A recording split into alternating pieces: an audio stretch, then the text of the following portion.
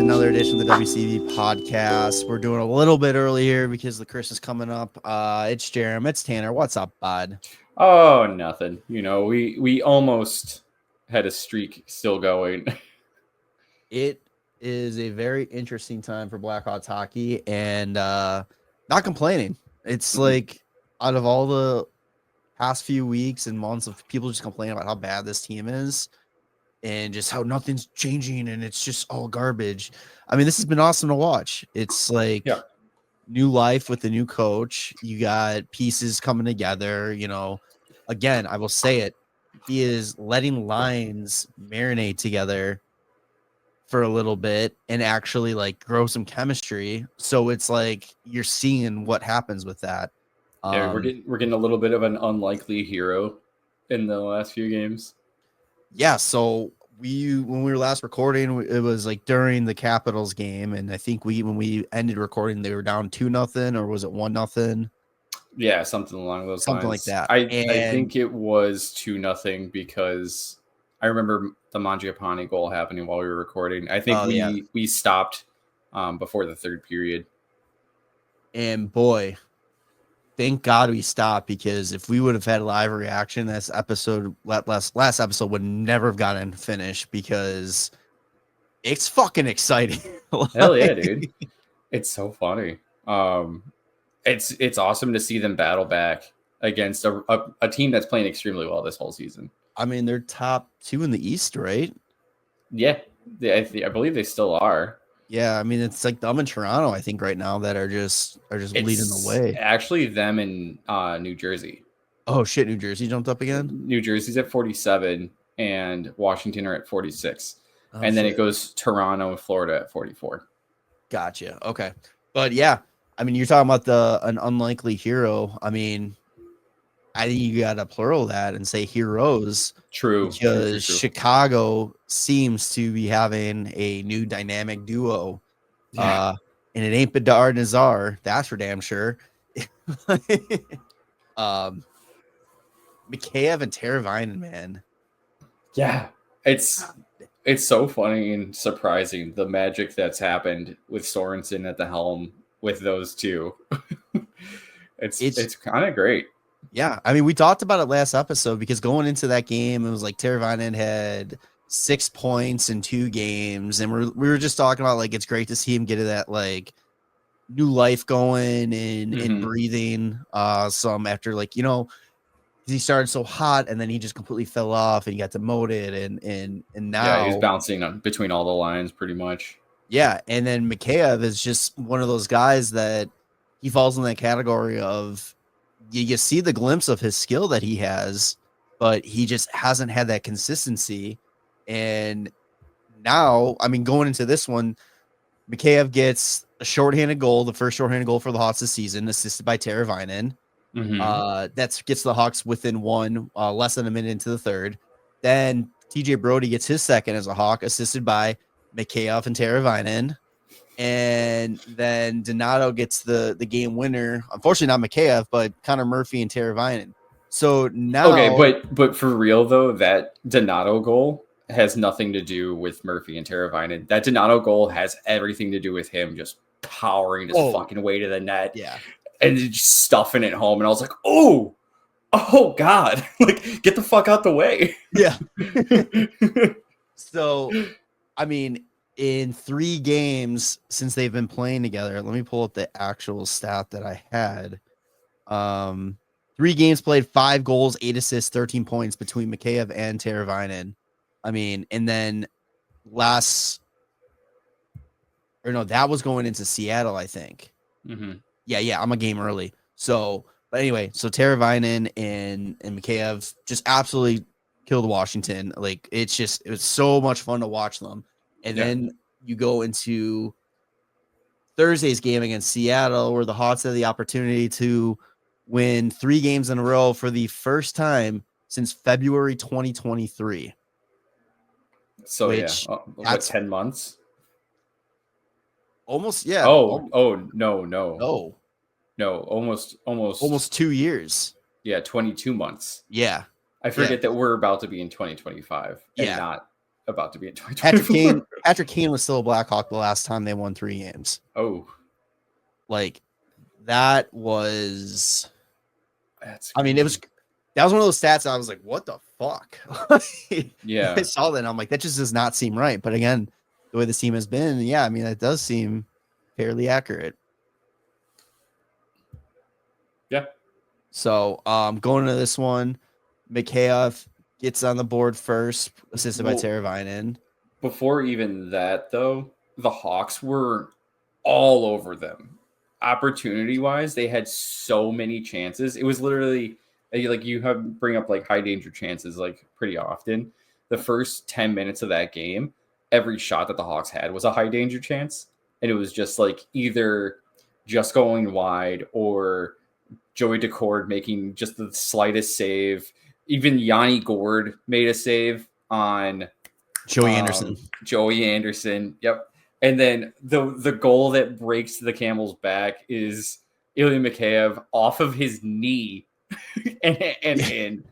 It's like, all right. Everybody was like, oh, it's a great deflection. And they showed, and Derek Pang's like, oh, no, that just bounced off his knee. Yeah, it just happened to hit him. But yeah, that's the kind of thing where like they were throwing everything at the net. They were getting chance after chance after chance. And, but something just had to go in. And of course, Mikheyev is just getting the bounces and having the luck, but like he's being rewarded for doing that kind of work that he's been doing for a majority of the season, where he's just trying to take it to the net.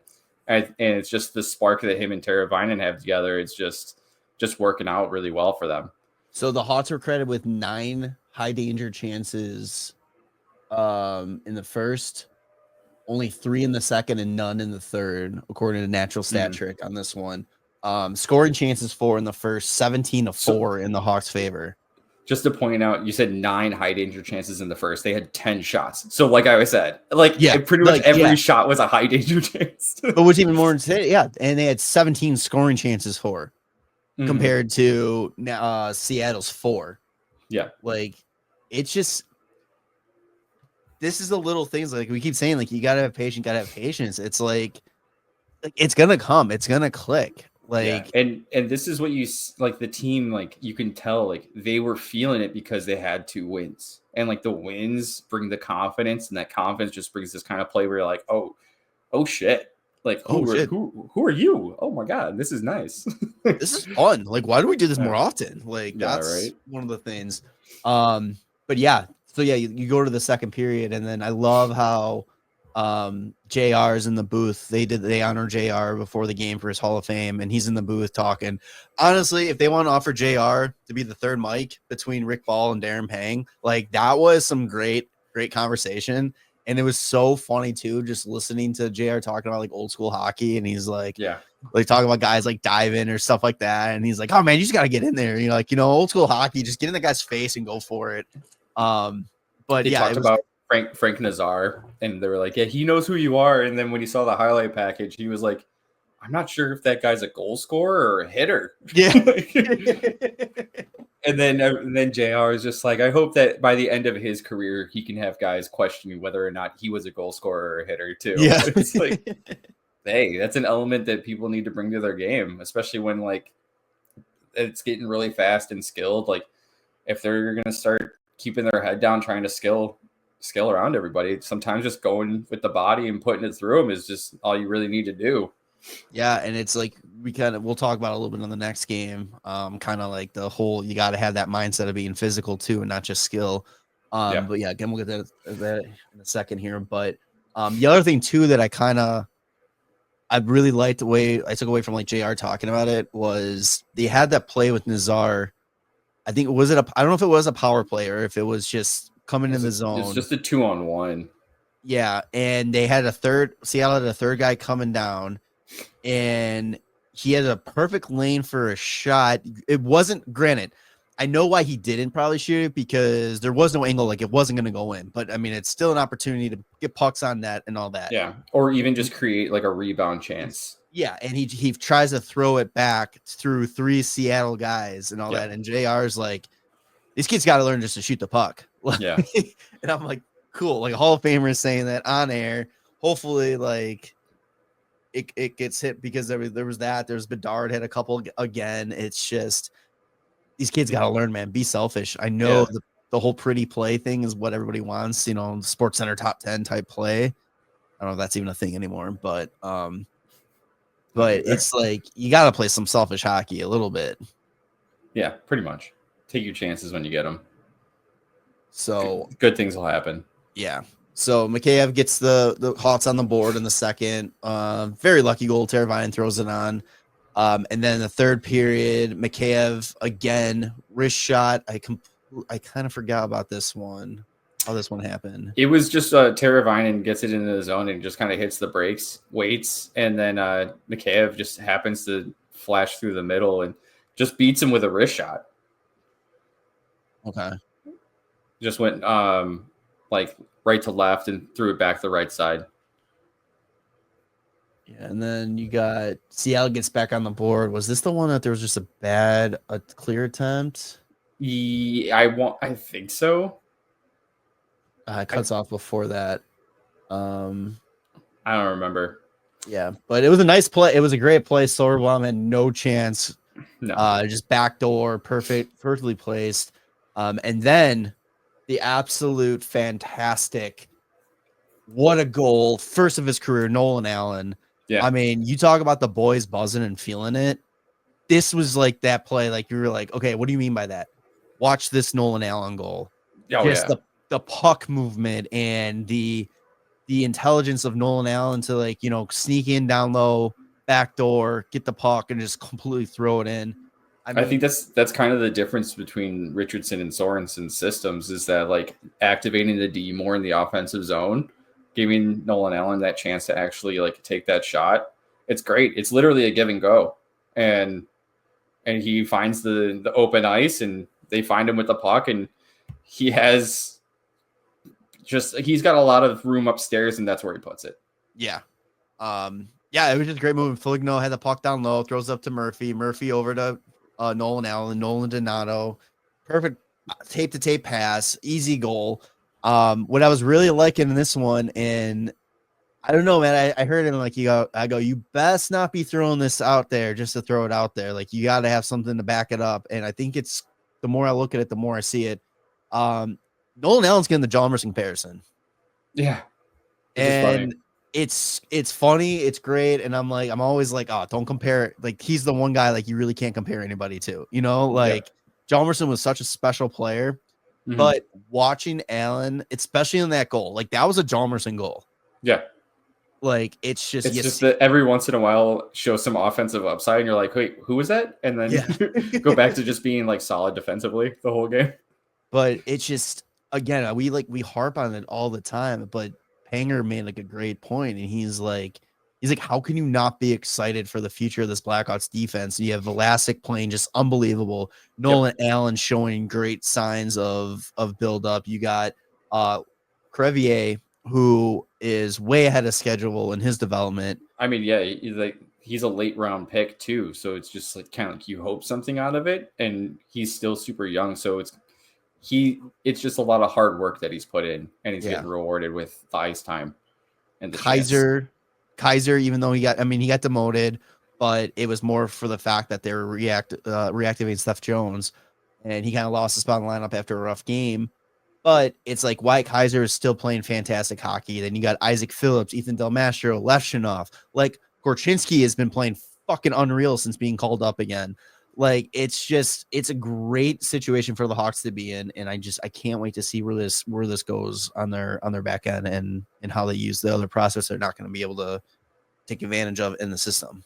Yeah, I'm just looking at Nolan Allen's game logs, and so Boston was Richardson's last game, right? Yeah. So he plays 13:51 in that game, and then the very next game in Winnipeg he plays 16:40.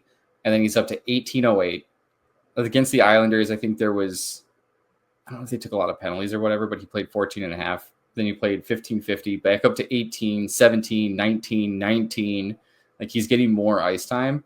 And it's funny because with Sorensen as the coach, he's a +6 with a goal and an assist. I was going to say he's a +5 his last 3 games. Yeah. He only has a minus against the Devils. That's it.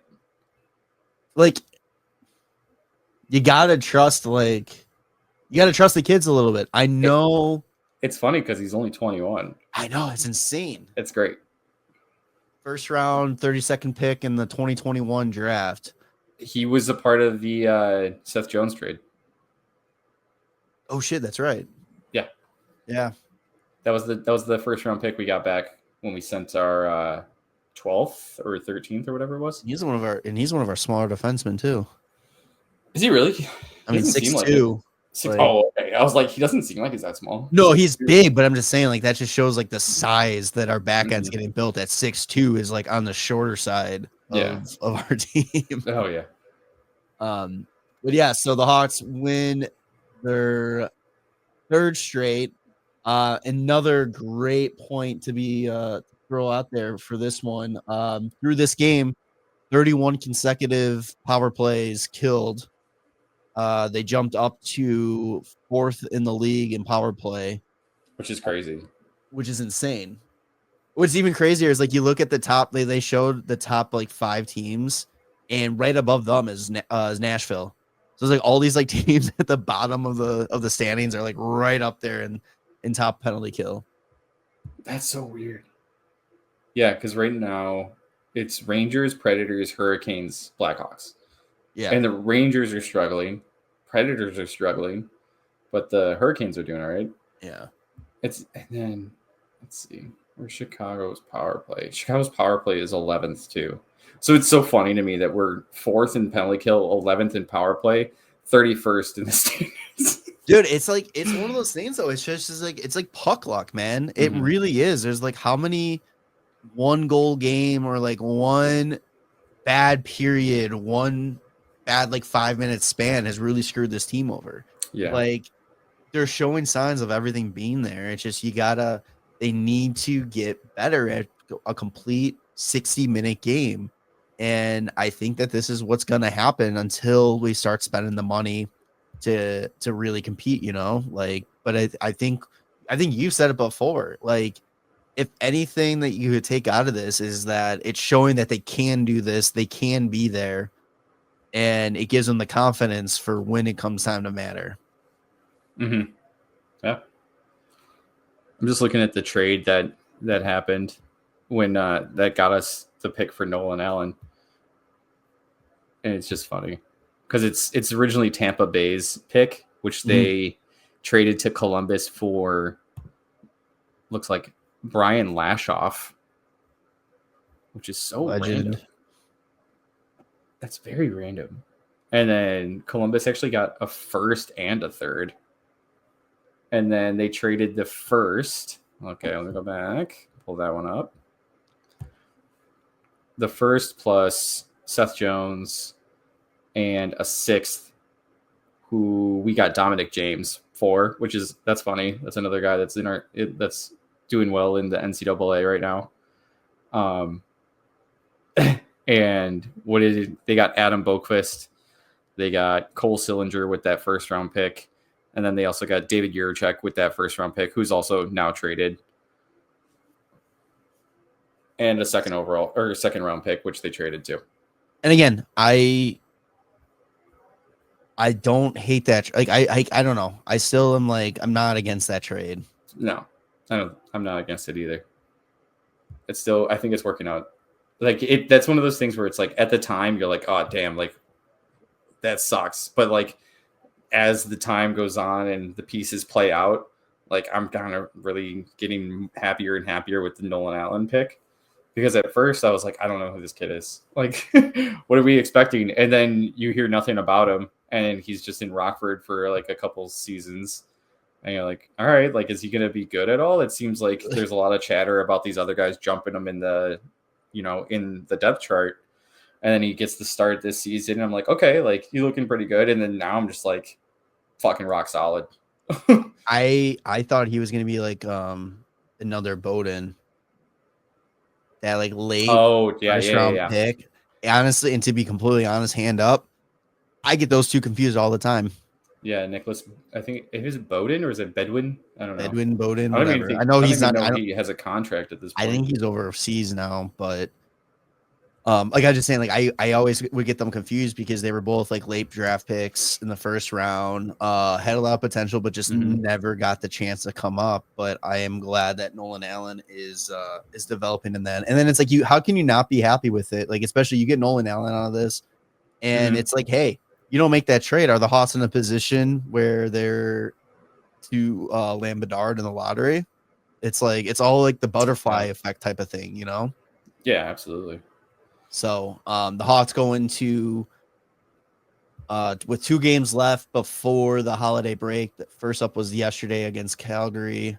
Seth Jones activated, plays in this game. Unfortunately, Wyatt Kaiser sent down just to get some time, I think. Yeah. Unfortunately, Crevier had to come out of the lineup to make space for Seth Jones, but it sounds like he's going to be back in the lineup on Monday. I don't know if who they're going to take out to like make that work because probably I would assume Brody, maybe Korchinski. Who knows? Yeah, see, I don't know. I think Korchinski's earned his right to stay. Yeah, I'm just looking at like time on ice for this Calgary game, and they both played like 14 and a half minutes. So I could see either one. Yeah, I'd say Brody, man. I'm just not a fan of Brody. I hate that we have a 2-year contract with him. It is what it is. I mean, it's not like we're competing, so it's fine. This one started off like it was gonna be a long night. Huberto gets the Flames on the board first with a shorthanded goal. It was just like a weird play. Like I just felt like the Hawks were. It was up at the kind of the point. I think this was the one where Connor Murphy tried or no, it was another one. Seth Jones. Seth Jones gets beat, and then he just Nazar gets beat. Yeah, Huberto just fucking takes it to the net, puts it away. And then a little bit later, Kadri gets on the board, and then a little bit after that, Huberto. That's not even a little bit later, isn't it? Like 10 seconds later. No, it's like a minute. Oh, it's like a minute and 10. Yeah, I'm trying to give him some. Benefit of the doubt here. You know, I actually had this like that first period on the radio. I was listening to it and I was just like, oh shit, are we back to like the collapsing after 1 goal and just giving up 3? But no, it was only 2. Before all that too, I mean, Mrazek was playing fucking unreal. His first game back from his injury, made an unreal paddle save. I mean, the scoring should have been starting up way earlier than it was. I mean, he was making big saves, and you definitely were like, well, that's in that groin out pretty early, and he held up pretty good. So, but yeah, again, back to Mrazek playing out of his mind and just the team not really helping him out to start. And then the tides changed a little bit for 1 goal at least. Bedard gets his 8th of the season, a nice little one-timer from was it Taylor Hall that made the pass? Yeah, it was Bertuzzi on the breakout, just chip into the neutral zone, and Taylor Hall gets it and just feeds it over to Bedard for the 1T. Which I mean, make it happen more often. Apparently, this is the first game that he's paired up Hall and Bertuzzi with Bedard. It's like, yeah, it makes sense. I don't know who was on the line. Do you know who was on the line with Nazar? Let me see if I could go back and would it have been who else? Let's see. I can probably just look at who played because I'm sure the line would have been like Donato and Foligno. Because I'm sure Dickinson was probably still playing with Teravainen and Mikheyev. And then Maroon, Reichel, and Joey Anderson. So I don't know if it was just a line change thing because the lines going into the game was the same as Seattle. Oh, was it really? Yeah. Okay. So I don't know if it was like a Bedard end of a shift. And just it probably was. I feel like he likes to stay out there and be like the last one off the ice from like his line. Yeah. But yeah, the lines haven't changed. Okay. That's probably what it was then. Yeah. So he stole Frankie's goal. is what you're saying. Essentially, yeah. And then, dude, I will say this too about his one-timer. It's so fucking deceiving because, like, it doesn't look like it's anything special. Like, you see him doing in practice, like his one-timers, and I'm just like, dude, he needs to put some pounds on and get a little bit more behind that. And then you see like it in a game, and then when they do like the close-up shot of like the replay of him shooting, and I'm like, how is it going that fast? Like, it doesn't look like it. Like, it just looks like he whiffles it. Like, that's so funny. But after they give it within one, they go and let up 2 more goals to Calgary. I'm sorry, 3 more in the second. Is that's the breakdown that we were used to? Yeah, it wasn't in a 2.5 minute span though. So no, it was 10:37, 12:40, and 17:51 marks. But again, what you said, Hawks go down. They at least want to see them battle back like they have the ability to do so. And the third period comes around, less than a minute into it. Bertuzzi gets on the board. So maybe he switched lines throughout because it was Bertuzzi from Bedard and Hall. Yeah. So maybe he did switch lines at one point when things were going down in the first. Or it's just, Bedard's still just being like last one off the ice from his shift. Yeah. And then benefiting from that. Halfway through just over the halfway mark, Bertuzzi gets his 10th on the power play from Bedard and Teravainen. Bedard's 21st of the season in terms of assists, and Teravainen's 15th.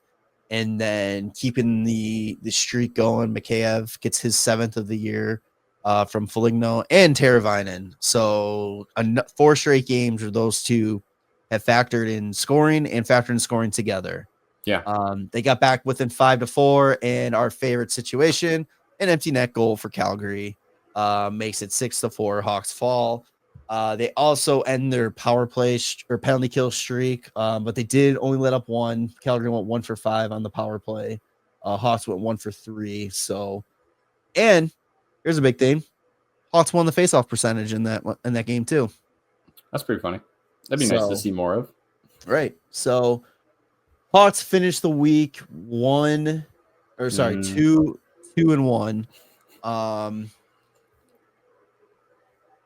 You want to see more wins, but hey, great progress under Sorsen, man. Yeah.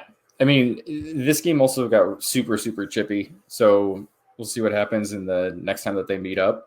From what I've seen of like the highlights, like Bedard took a hit high, Nazar took a hit high, and then Donato decided to fucking lay into Pospisil after that, just throwing uppercuts. They play again in like 2 weeks. Yeah, sorry, 3 weeks. I forgot. It's not the last week of December yet. But yeah, January 13th. So that'll be a fun one to watch. That one's in Chicago too. Yeah.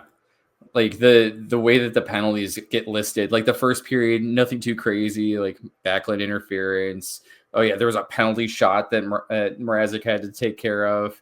TJ Brody had a slash, and then the TJ Brody one was so fucking soft, man. Yeah, like it like even Payne's like, he's like, where is there a penalty on that? And then the same thing he said with Backlund on Donato. It was like one of those stick lifts that the stick just goes flying.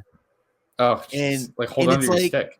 Yeah, it's like you got to hold on to the stick. Like, yeah, I know it was a Blackhawk power play, but at the same time, I'm like, dude, that's so fucking soft. But the funny thing with that one too is Backlund was going to argue with the ref about it, and the ref's got his mic on already, and he's like, just go to the box. We're not talking about this right now. No, we're not doing this. Go to the box. I love it. And then it's just like Nazar gets a penalty in the beginning of the second, and then all of a sudden it's Donato for roughing against Pospisil, Pospisil roughing against Nazar, Donato with another roughing, and then Braden Petchel and Ryan Donato misconducts. And then Bedsy gets a penalty in the third, and then it's Backlund and Ball who both get penalties simultaneously. And then it's like Foligno, Pospisil, Bertuzzi with a rough, Bertuzzi with a slash, Pospisil with a rough, Bertuzzi misconduct, Pospisil misconduct. And it's like, all right. Yeah, that play there's going to be a little bit of bad blood in a couple weeks. Yeah, that play with Bertuzzi at the end, I think he went after Huberdeau to kind of prove a point. Like, oh, yeah. Because, Pospisil took off Bertuzzi's helmet and was like going after him with that. So then Bertuzzi goes and slashes Huberdeau. Like, you want to go after my guys? We'll go after your top guys. So yeah, I think we got some good blood coming here on the 13th. The thing that I find most surprising is that Patty Maroon's name isn't in the penalty list. And I'm wondering if there's anything that he's going to do to like be like, hey, like, I'm here. I'm going to fuck you guys up if you continue this bullshit next game. Or is Patty Maroon like, Bertuzzi's here, he can do it now? Yeah, he's actually scoring goals and then fucking taking care of it too. Yeah, he's like, I'm too old for this shit. Like, I don't need to do this anymore. Like, Foligno still got in the box. It's just funny to see Donato with 14 minutes and Bertuzzi 14 minutes. And then also Bedsy with 2.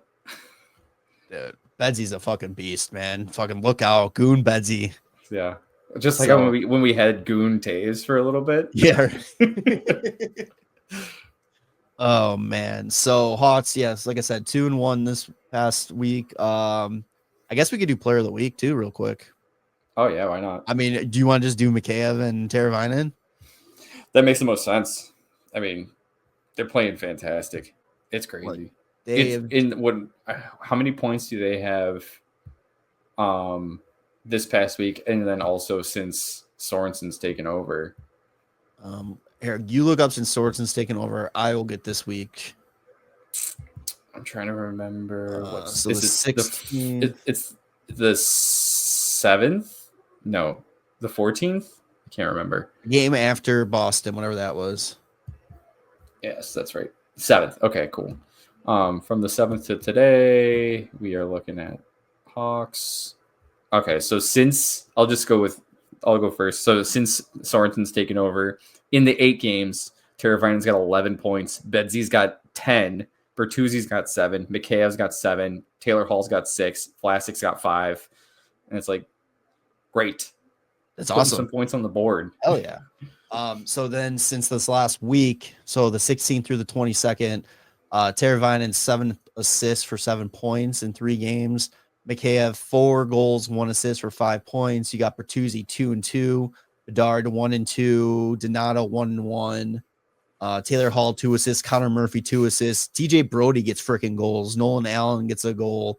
Foligno, like it's a little upsetting that Jason Dickinson's score list there. Like some of the names on here, Reichel, Dickinson, Reichel, Nazer, but yeah, I mean, it's got to be Teravainen and Mikheyev as the player of the week. I mean, they're just playing so fucking good together. And yeah, I think at the break, you just gave me a post idea, just doing the numbers of everybody since the Sorensen's taken over. Yeah, because I mean, it is night and day difference. And again, I hate I feel bad being so like, oh my God, this is awesome, because I liked Richardson. I really did. Like, I have nothing against him. It wasn't working anymore, and they needed the change, and it's nothing against him. It's not like Carlton going off and be like, oh, thank fucking God, you know? Yeah, like, right. It's not like one of that situations. So coming up, the Hawks have one more game before the Christmas break. They play Minnesota on Monday in Minnesota. And then after the break, they open up against Buffalo on Friday in Buffalo. Buffalo will probably be on 20 losses in a row by then. No. More than likely. Yeah.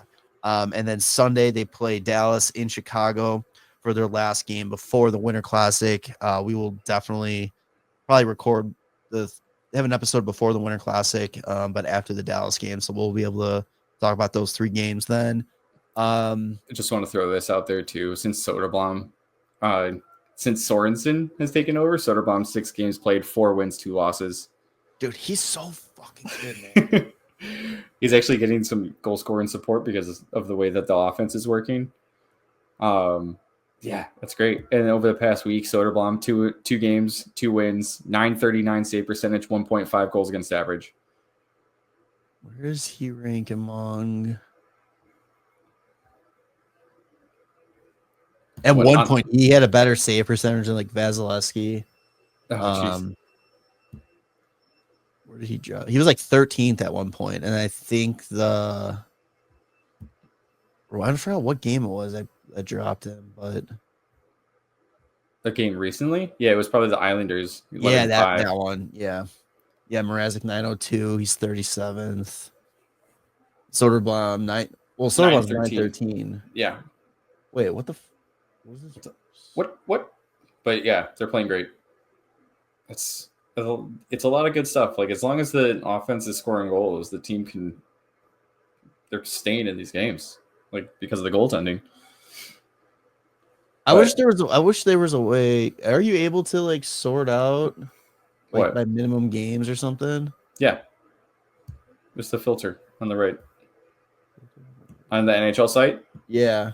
And then you scroll all the way to the bottom. This is games played. What would be a good one? Like 10?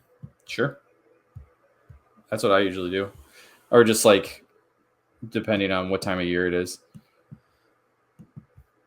All right. So Soderblom. You're looking at all goalies? Yeah. For this season? Yeah. So he's 12th right now in save percentage. With minimum 10 games played. Yeah. 10 games played. Yeah. With a 9-13. Nice. Tied with Joey Decord and Vasilevsky. Ooh, that's pretty good. Good company. Good company. Better than Shesterkin, the fucking $11 million goalie waste of fucking money. Don't pay goalies. Okay, so he's got a 9-12 and 11 games more played. Let's not get technical here. Like, he's above him. He's above him on the list. That's all I got for Hawks. I mean, we probably don't need to do a farm report right now. No, I don't think there's really much going on there. Any NHL talk? Has anything happened? I mean, there's been Buffalo the trades, Buffalo Sox, the trades that happened, which I can't even think at this moment. What am I thinking of? Capocacco to Seattle. Mm-hmm. Ends that whole situation out there. It was Pierre-Olivier Joseph went back to Pittsburgh for future considerations. But there's the trade freeze now, so I don't know. Yeah. Rempe has his player safety hearing today, so he's probably going to get 6+ games. Trash. Because I think it's in person, too. Dude's played 22 games. He's been ejected 4 times. Yeah, he's bad. Patty Line is disgusting. I think he already had a 4-game suspension. Yeah, that makes sense. What did you say was disgusting? I said Patty Line is disgusting. He's got like eight power play goals in a row right now. Dude, I'm so happy for him, man. Yeah. I really hope he can stay fucking healthy and it keeps going this way for him. Dude, it's like have you watched any of the highlights of like how his power play goals are going in? Oh yeah. It's like I don't know why the Hawks don't just do that kind of power play where start it at Bedsy, get it to the point, put it back to the other side, and then just wrap it back around while like they're all trying to switch back over and just give them a 1T like wide open. Yeah. Because for some reason, it doesn't matter how good the Hawks team is, their power play just cannot get the fucking job done. They're 11th in the league.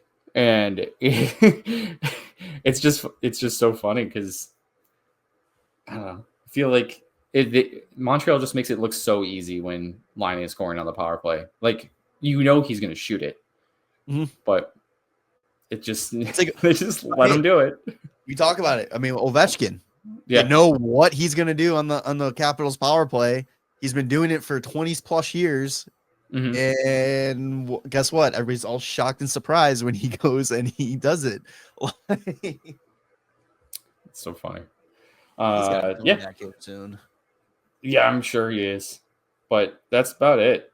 I don't think there's really anything else NHL wise, right? All right. So we're gonna wrap this up with a little holiday draft here. So we're going to draft our starting 5+ goalie movie characters. Yes.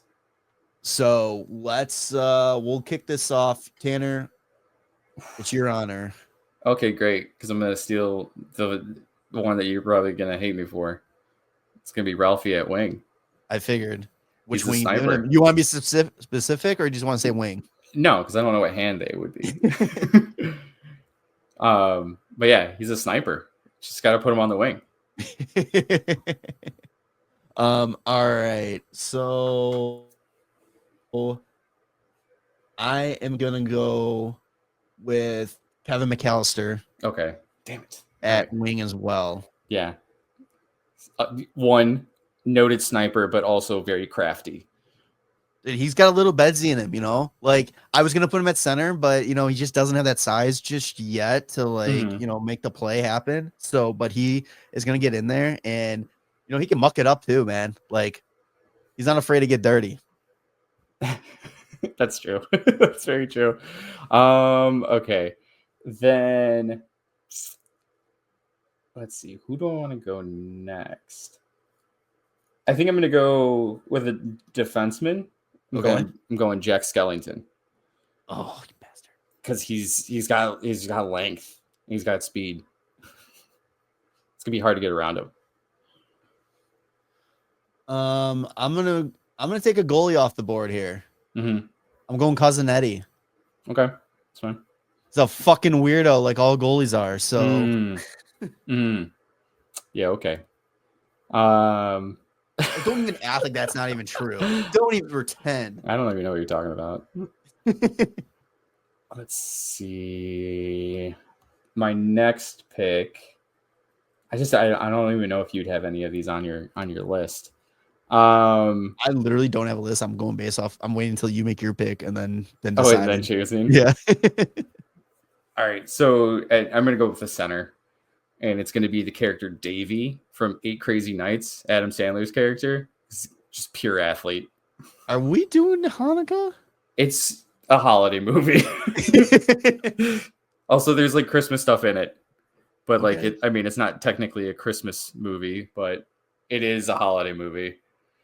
Although I know Hanukkah starts the day after Christmas, which I'm like watching that movie right away. Like I fucking love that movie. He's a pure athlete and a little bit, scummy. So he'll just muck it up in front of that net. Then I'm gonna take my center as well. And I am going George Bailey from It's a Wonderful Life. Mm-hmm. Okay. Dude's the heart and soul that have, got that heart and soul. He's real leadership. Let's see. So I think, I'm gonna go back to wing. Okay. And I didn't have him on my list, but I think I'm gonna do it now. I kind of convinced myself, but I think Buddy the Elf. I'm gonna put him at wing. Okay. Just high energy, very high energy. You got that, you've seen the prospect of the deleted scene from Elf of him playing hockey. That's true. I forgot about that. Oh my god, yeah, dude. He'd throw some hips down low. All right. My last wing is going to be Willie from Bad Santa. I mean, you need just the old grizzled vet, Patty Maroon style. Yeah. I'm gonna go. I'm saving my goalie for last, so I'm gonna go at defense. Going Scott Fargus. Oh, that's a good one because he's not afraid to throw some fists. He's not afraid to go into the corners unless you start kicking his ass. Then he might he might whine a little bit, but he's not afraid to get a little bloody. All right. D. What I got left here. I think I'm gonna go for the grizzled vet. We'll go Billy Mack from Love Actually. I don't even know if I've seen that movie. Oh, dude, it's a very good one. Oh. He's like an old school rock star that changes one word in one of his songs to make it a Christmas song so he can get his his number one hit again and all that kind of stuff. He's got some good fucking lines in there, and he's like, one of them was I love this one. He's talking he's on a TV show promoting the song, and he's swearing hey, there's kids listening. He's like, oh, sorry, kids, this is Uncle Billy talking. He goes, don't buy drugs. He goes, just become a pop star because then they'll give them to you for free. Oh my god. I think I should see that. Yeah, it's a good keep one. that in mind. All right.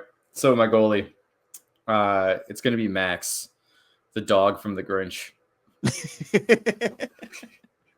Because I think if I remember correctly, he's the one that saves the slave from going over the edge. So he's good at making saves. Plus, dogs are just naturally good at playing goalie. If you ever watch any videos of kids shooting Dude, at dogs, the German Shepherd that like they'll sit there and they'll shoot everything at him, and he just has his eye locked on the puck. Yeah, dude, dogs would be a great goalie. That's a good one. Ooh, one more D. I'm like torn between 3. I'm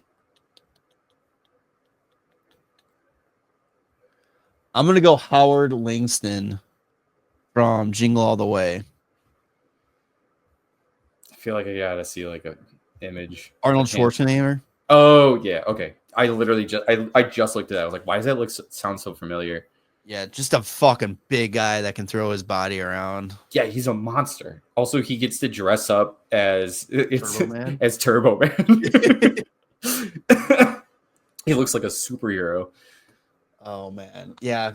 Honorable mention for me would have been obviously Clark Griswold.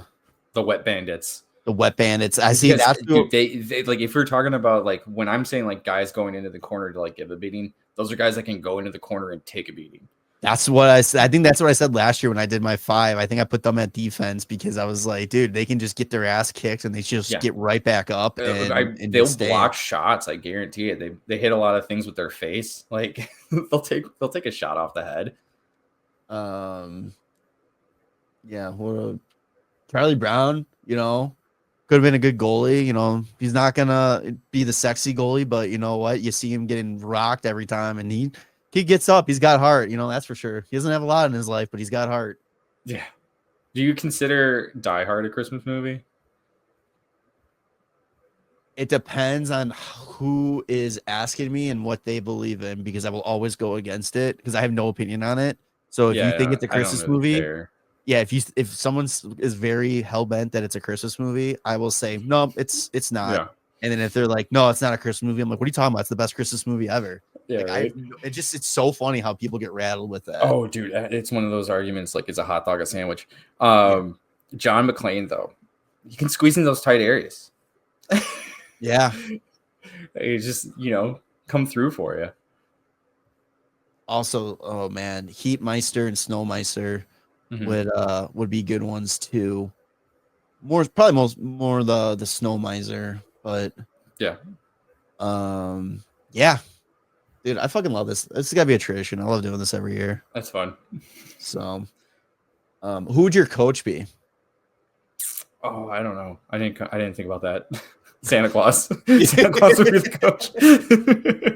just straight up Santa Claus. All right. Episode 302. What do you want to call it? Oh, I don't know, man. Just the Christmas episode. Christmas special? The Christmas draft. Yeah, why not? Yeah.